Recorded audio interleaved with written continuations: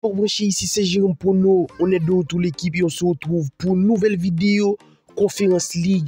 Donc, nouvelle vidéo avec 6 pronostics. Vous le savez, comme chaque semaine, je vous partage mes avis sur les différents championnats majeurs, que ce soit Premier League, Serie A, Bundesliga, Champions League et même des vidéos Europa League. Donc, n'hésitez pas l'équipe à vous abonner. Abonnez-vous en activant la cloche de notification pour rater aucun de nos prochains contenus, puisqu'on reste très régulier l'équipe. La qualité là, la dernière vidéo de Champions League, l'équipe, ça a été tout de même 5 bons résultats sur 8. Donc, on n'était pas trop loin de faire un carnage. Donc, n'hésitez pas l'équipe, comme d'hab, je vous invite à rejoindre le Telegram de Jérôme Pono, groupe dans lequel on est plus de 4000 équipes. Tout est gratuit là-bas. Je vous propose des pronostics régulièrement chaque jour. Donc, c'est un clic, le lien en commentaire épinglé. Le premier match de la vidéo oppose Fiorentina de New Saints, match qui s'annonce ultra déséquilibré, c'est compréhensible.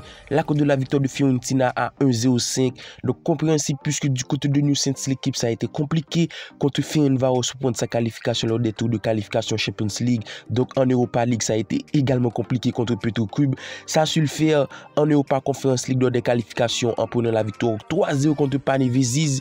Et c'est pour moi une équipe qui a un niveau moyen face à cette équipe de Fiorentina, qui même si pour moi l'équipe a été mal partie, galérée, que ce soit lors des tours de qualification contre Olympiakos, donc ça l'a su prendre lors du match retour. Alors pour ce match l'équipe, je donne clairement l'avantage à cette équipe de Fiorentina qui pour moi peut faire un bon résultat, même si ce début de saison reste plutôt compliqué. Donc je vous mets Fiorentina gagnant dans au moins une mi-temps face à une équipe de New Saints qui pour moi reste bien plus compliqué. On le constate, les 3 dernières rencontres c'est 2 défaites pour une victoire, donc c'est plutôt bon pour Fiorentina. Donc la victoire en première mi-temps, pourquoi pas le score 3-1 à l'avantage de Fiorentina.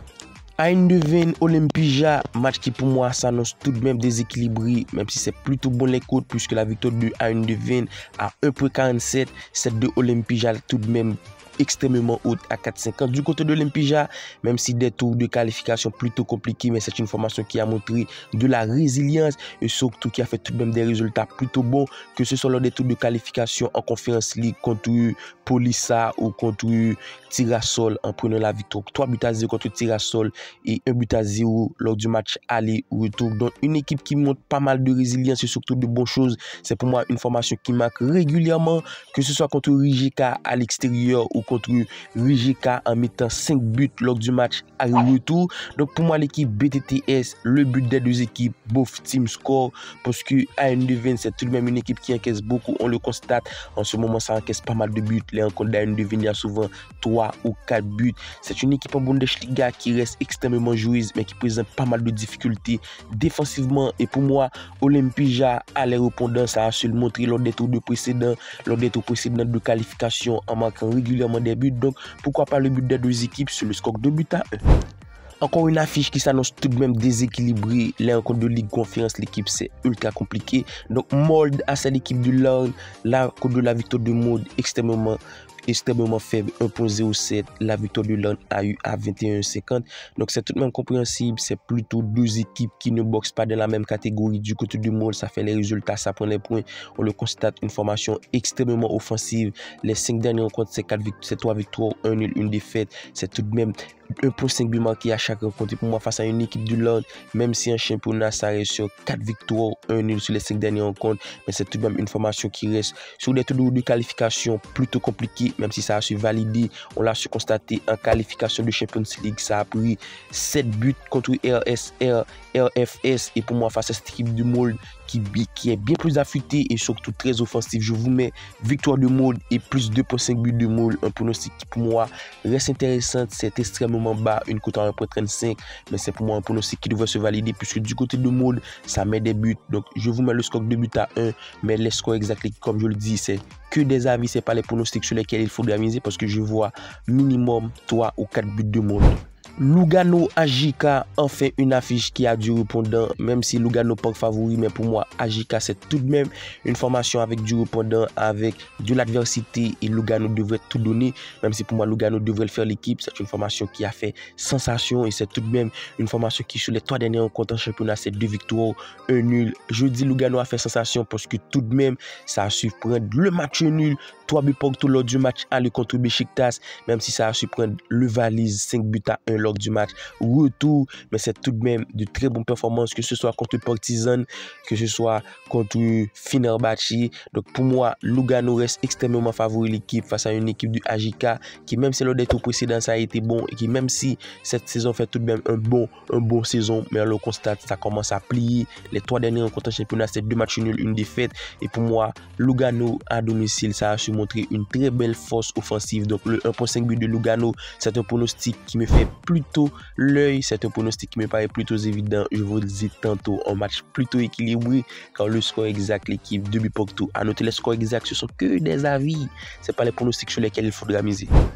Copenhague-Jagiellonia, match qui pour moi devrait s'annoncer disputé, pas mal de buts du côté de Copenhague. C'est pour moi une équipe qui perd pas mal d'armes avec le départ d'Oskarsson en attaque, remplacé par tout de même un très bon joueur, mais on l'a su constater, c'est plutôt galère puisque la cohésion d'équipe n'est pas encore présente avec Ognukna.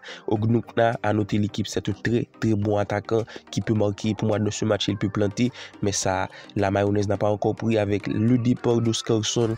Donc on l'a su constater, c'est une équipe qui a galéré contre Velge, le dernier au classement. Donc l'équipe qui joue les places dernier au classement en l'emportant 2-1. Pour moi, face à une équipe de Jagiellonia qui tout de même fait des résultats, qui tout de même a montré un très bon niveau, on le constate, les 6 derniers rencontres pour l'œil, c'est 4 victoires, une défaite sur les 5 derniers rencontres. Donc pour moi, Copenhague devrait s'en sortir à domicile. C'est la raison pour laquelle je vous mets Copenhague gagnant, parce qu'on a su constater Jagiellonia à l'extérieur, ça ne performe pas vraiment. Ça a su prendre 3-0 contre Ajax, ça a su prendre des victoires, 4-1 contre Bodo Glimt à l'extérieur. Donc pour moi, la victoire de Copenhague devrait se valider. Et on termine avec le dernier match de la vidéo, Chelsea-La Gantoise. Pour moi, ce match doit être un récital pour Chelsea.